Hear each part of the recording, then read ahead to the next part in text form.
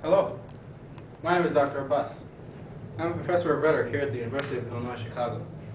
I'm here to guide you through the social context of the jungle, a book written by Upton Sinclair.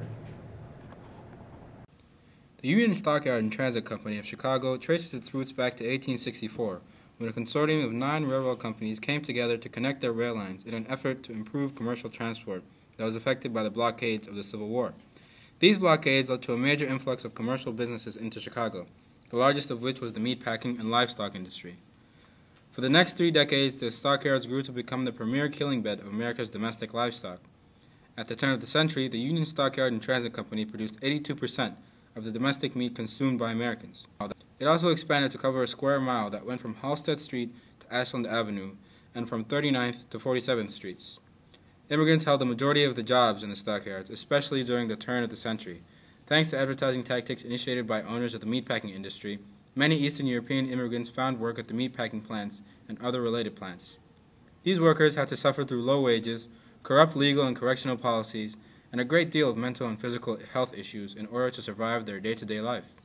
They came believing that the hard work brings success, but later found it impossible for those working in the stockyards. The concept of laissez-faire capitalism prohibited any changes to these conditions because government regulation of businesses was not welcomed at the time.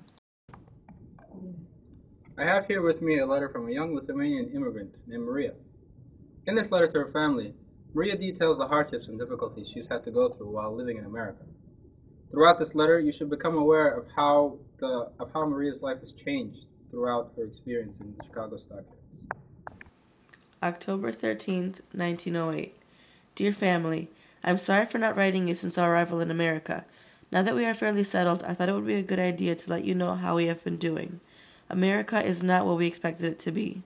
It is hard to feed my children every day, even though I work from dawn till dusk. It has been 5 months since I've seen the sunlight.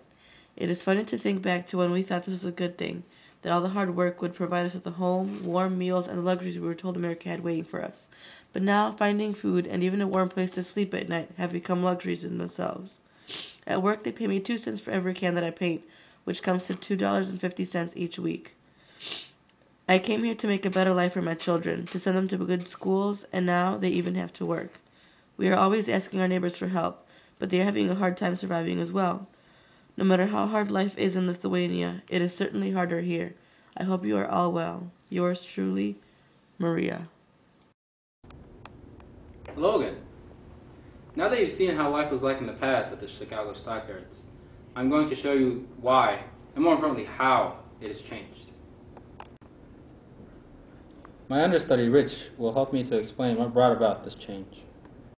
Upton Sinclair wrote The Jungle, describing the horrid living and working conditions in the Chicago stockyards.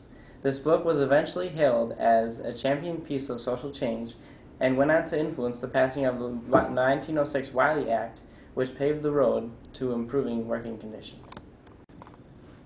The federal government sanctioned inspections into these factories by Charles Neal and James Reynolds. They were the first to go in and ended up publishing a document titled Conditions in the Chicago Stockyards.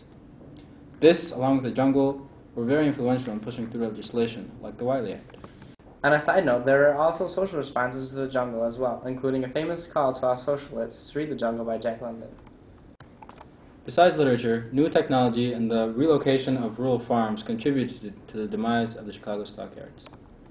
The area is now an industrial park home to very small factories, none of which are related to the meatpacking industry. The only structure that remains from the era is a giant arch over Halsted Street entering into the park. I would like to take this time to go over what we have learned regarding the social context of the jungle. We have discussed how the living conditions in the back of the yards were deplorable, but accepted because those living there believed that their hard work would bring them wealth and a better life than what they had in their various countries of origin. In the end, though, they learned that this was not the case, and watched as their lives disintegrated into even more deplorable conditions than they could ever believe possible. We learn how the public's closed-eye view was changed after Upton Sinclair uncovered the unsanitary conditions within the meatpacking plants in his novel, The Jungle. We covered legislative and editorial responses to Sinclair's novel. And finally, we showed how much of the old back-of-the-yards neighborhood has changed today due to technological advances and higher social standards of working and living. Thank you for tuning in. Make sure to watch the sequel to this piece, that discusses the rhetorical strategies used in the jungle.